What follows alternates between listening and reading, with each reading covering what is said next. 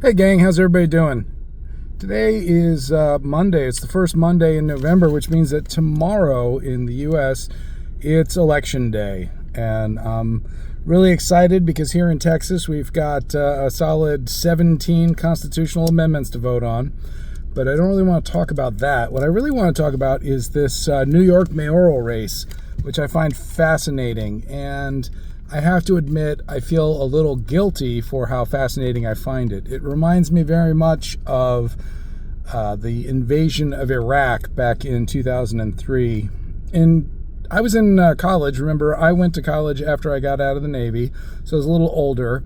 But I was graduating college in 2001, and one of my senior papers was on the possibilities for democracy in the Caucasus. Now, I didn't really pick the Caucasus because I thought they were ripe for democracy. I picked them because I happened to be taking another class that was specifically about the history of the Caucasus. So I had a lot of crossover in my literature review there. And so I kind of, I'd studied a bit about what it takes to create a democracy. And I looked at Iraq and I was like, nope, that's not going to make it. They, with the oil revenue, if we came in, we deposed Saddam, we lifted sanctions, they could get a GDP that could get them up into the kind of the threshold that you would need from an economic perspective. But they still wouldn't have a thriving middle class, which is another thing that's really important for the establishment of a democracy. And what I think is the most important, especially for a place like Iraq or a place like the Middle East, is a homogeneous population. So in Iraq, the idea of being an Iraqi didn't have a lot of meaning. It was essentially, I know it's trite to say it, but it's a kind of a made-up border that was just kind of put down at the end of the Second World War, and or rather at the end of the First World War when they were kind of dividing up the territories. Now you have Persians that were Iraqis, you had Kurds that were Iraqis, and of course you have Arabs that were Iraqis. You had the Sunni Shia split, that didn't help, and Christian populations in the region. And all of these things that, it was impossible to think they were going to get along. But when we invaded Iraq, I remembered thinking, I don't think this is going to work. We're not going to end up with a democracy at the end of the day, but I'm very curious to see how it plays out. I'm very interested to see the machinations here. And that's how I feel about this Mandami idiot in New York.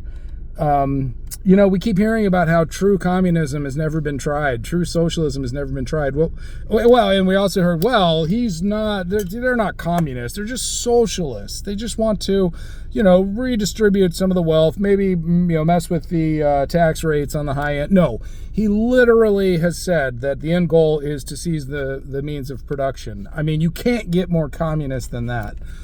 And so I'm really interested to see how this plays out. Now, I feel bad for New Yorkers that didn't vote for this. I feel bad for New Yorkers that have put up with all of this idiocy over all of this time, and they don't have the means or ability to get the fuck out of there. Hey, we got plenty of room in Texas for New York Republican New Yorkers who want to get the fuck away from the socialist nonsense. But I'm still curious, and I still want to watch this play out. I want to watch these city-run grocery stores. I really want to see the effect that has, the downstream effect, because if there's one thing that the left can't get through their head, well, actually, the leadership knows it, but they don't care because it's how they sell it, which is you can never judge a policy by its intent. You can only judge a policy by its results. What are the outcomes? And the outcomes of a rent freeze and the outcomes of city-run grocery stores with no profit, they're not going to be good. The downstream effects is going to make everything worse for everybody. And we have a litany of examples. And I've seen the debates of, proper rent controls have, those can be created. And we understand that there needs to be an increase in supply to reduce the overall cost.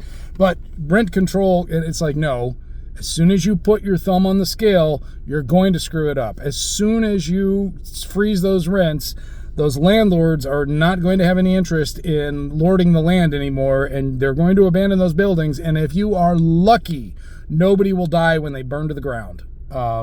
This is going to be a catastrophic shit show.